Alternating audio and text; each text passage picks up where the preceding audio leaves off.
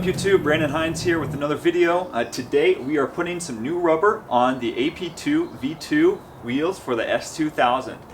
One of the things that S2000 owners will do is the stock S2000, when it came with the Bridgestone tires from the factory, had 215 width tires in the front and 245 in the rears. And a popular modification is just to add a little 10 more millimeters to that, so 1 centimeter extra width. So a 225 in the front of the vehicle and a 225 for the rear. Here is an example of my 225 45 17s. They are the Dunlop Star Spec. They are the first version of the Star Spec. There is a second version out. And I did think about getting the newer version, but I did decide to go a different route when it came to the new tires. These tires have lasted me 12,000 miles on the vehicle, about 7 track days, 1 autocross session, and have held up pretty well. They're a pretty good rain tire as well.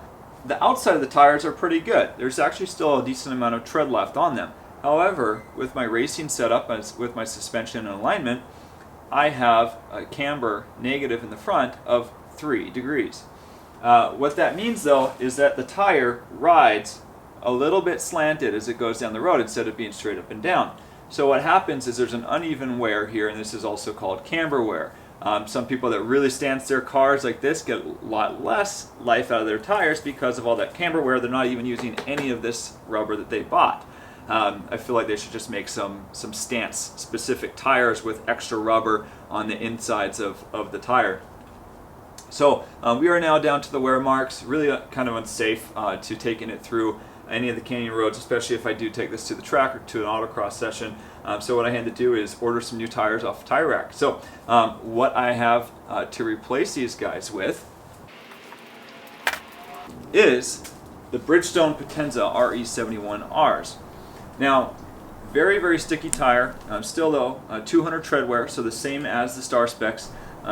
These are supposed to perform better, supposedly. However, I am not as good a driver to really understand the true performance between these two tires. I'm not doing a side-by-side track comparison, so I can't do that either. I thought that I would give another tire a go in this case.